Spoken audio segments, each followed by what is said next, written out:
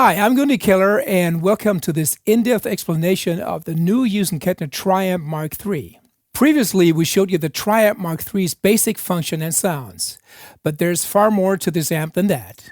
Dig a little deeper and there's technical tricks and tone shaping options galore that will take your playing and your tone to a whole new level. So let's get straight into it. The TriAmp Mark III comes with a dedicated foot switch controller called the TSM432 MIDI Board. If you've played the Hughes Kettner Grandmeister or Tubemeisters before, you might recognize it as it's similar to its older cousin, the FSM432. In fact, if you misplaced your TSM432, you can use the FSM432 to select presets on the TriAmp Mark III. Here's how the foot switch works. First, connect the MIDI out of the included TSM432 or your favorite MIDI controller to the MIDI in of the TriAmp. Though this is a 7-pin interface, you can connect a standard 5-pin MIDI cable. This board allows you to work in two different modes. Preset mode with access to bank up and down selection plus 4 patches per bank, which sums up to a total of 128 amp settings, plus access to the FX loop. Stompbox mode with access to all 6 channels and Stomp booster. In both modes, each preset can store the desired channel and your choice of power amp tubes, FX loop, and noise gate settings.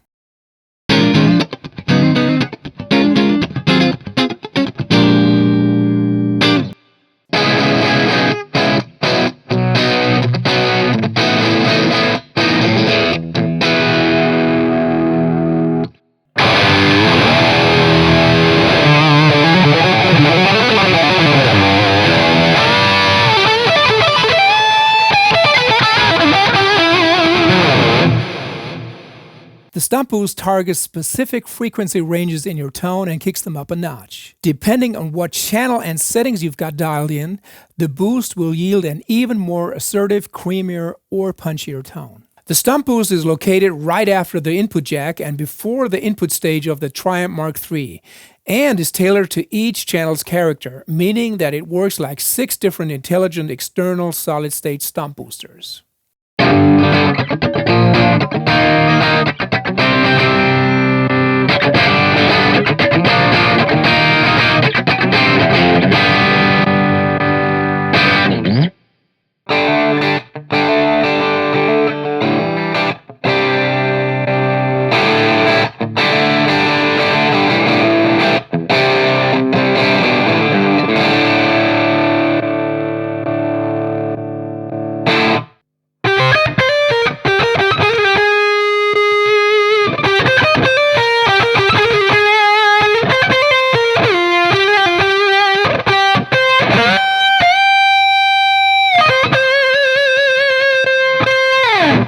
The Smart Loop effects routing circuit offers parallel and serial effects loop modes for patching in external effects devices. Its status, on or off, and parallel or serial is stored within each channel or MIDI preset.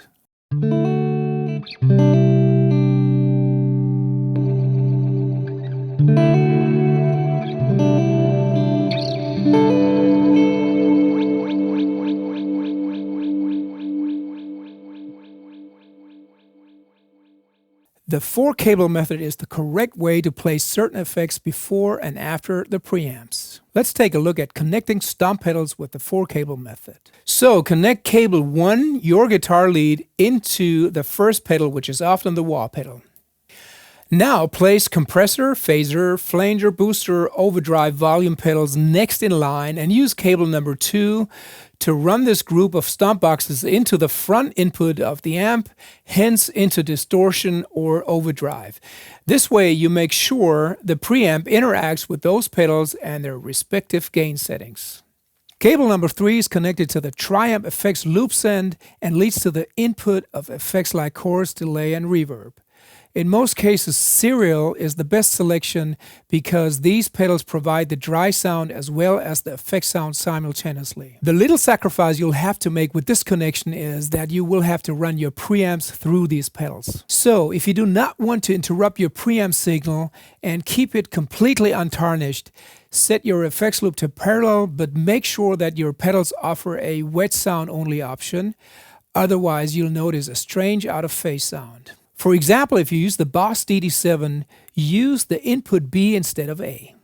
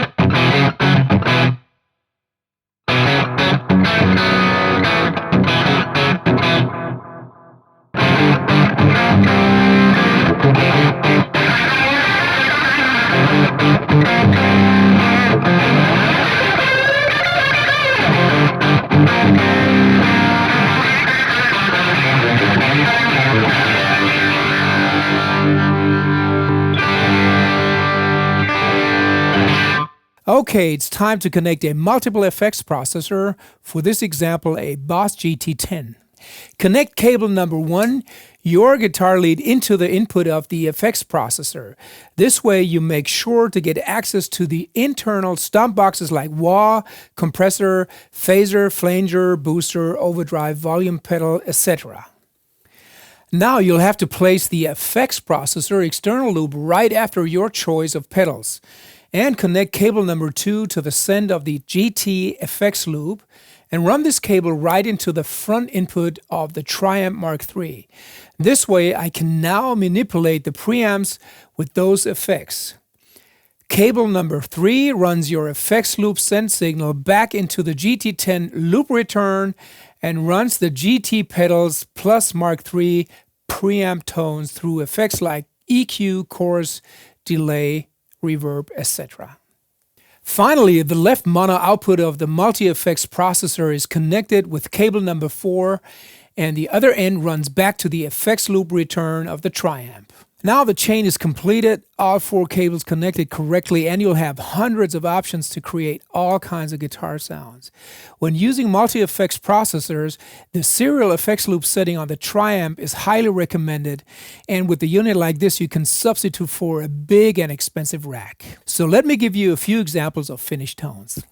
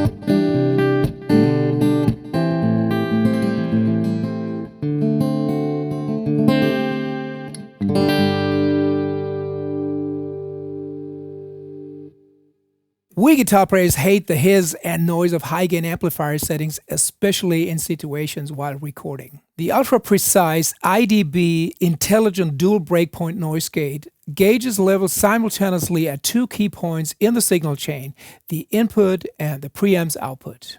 The IDB technology then uses these two values to calculate the optimum response and automatically adapts the standard attack and threshold parameters for you. You'll never hear another extraneous noise from your amplifier. On the back of the amp, you'll find the hard soft knob to control the noise gate's response. The further you twist this knob to the right, the softer the noise gate's response. The further you twist the knob to the left, the harder the noise gate kicks in and cuts off signals and unwanted noise. So turned up all the way, it's really useful for stopping high-gain power chords absolutely abruptly.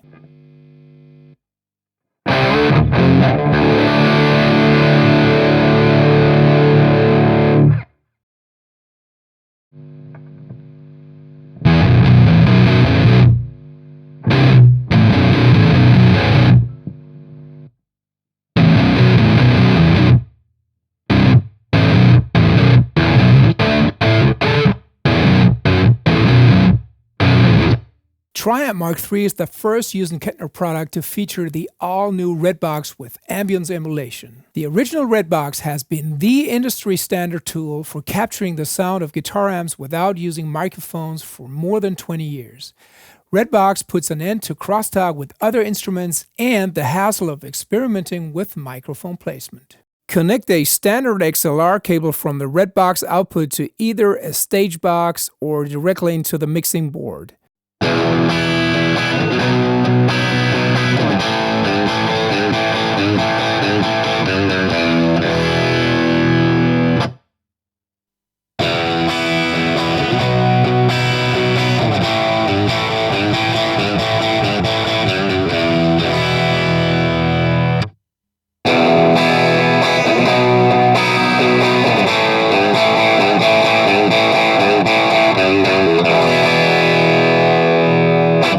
Now let's talk about MIDI, or to give it its full name, Musical Instrument Digital Interface. MIDI was initially developed and introduced primarily for musicians in the early 1980s to allow a wide variety of electronic musical instruments, computers, and other related devices to connect and communicate with one another. Use of MIDI by guitarists is no exception to this rule. MIDI has been very significant since this time in allowing guitarists to better control and manipulate their various amps and devices. The TriAmp Mark III extols the virtues of MIDI to its absolute upper limits. TriAmp Mark III is capable of receiving MIDI commands from the TSM432 MIDI board, as well as from any other MIDI device that can send such information. And most significantly, this control extends right through all of the TriAmp's vast array of musical goodies. You can even control the intensity of the front panel illumination with MIDI. MIDI-wise, nothing has been left out with this amplifier. So what are MIDI presets good for? In many cases, when switching between sounds, you will want to switch a channel, the boost, noise gate, and the effects program of your external MIDI effects processor simultaneously. This lets you switch, for example, from a clean sound with chorus and reverb to a lead tone with delay, boost, and noise gate, etc. Practical if you only have 2 feet to stomp with. Let's talk about MIDI presets and MIDI setup. Every one of TriAmp Mark III's buttons can be remote controlled by MIDI and stored in one of 128 MIDI presets. Each preset can then be recalled at any time using a corresponding program change number. This can be done using any standard MIDI controller or sequencer software. The included TSM432 MIDI board also uses MIDI to switch channels and boost directly in stompbox mode, or to recall any of the 128 presets, which are stored in 32 banks with 4 presets per bank in preset mode. So, programming the TriAmp Mark III couldn't be any easier. If you want to save a configuration of channel, boost on-off, noise gate on-off, effects loop on-off, and your choice of power amp tubes in a preset, simply activate the settings you want using the buttons on the amp. Arm the amp by briefly pressing the MIDI Learn button. Learn will light up, and then press the appropriate switch on your MIDI board that you want to recall this configuration. The Learn light will switch off, which tells you that TriAmp Mark III has saved your settings to one of the 128 internal preset slots and assigned it to a program number on your MIDI board. Now, when TriAmp Mark III receives a program change message via the selected MIDI channel, Learn flashes briefly and TriAmp is configured accordingly.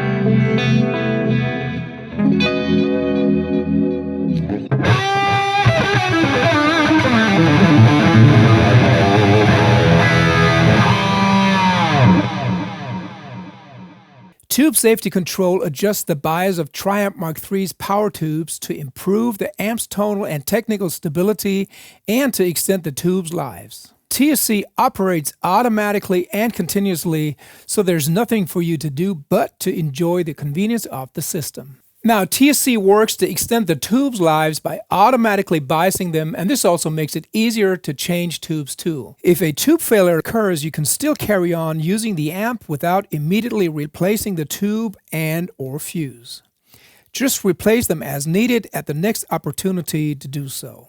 Thanks to TSC, you can continue playing the TriAmp Mark III for as long as the LED remains illuminated. So let me finish this video with the crazy feature of the TriAmp Mark III, which truly is the very first tube amplifier that can be integrated into your Lightshow. Thank you so much for watching and learning all about the Hughes Kettner TriAmp Mark III with me. If you want more information, head over to hugheskettner.com. I'm Gundi Keller, and see you next time.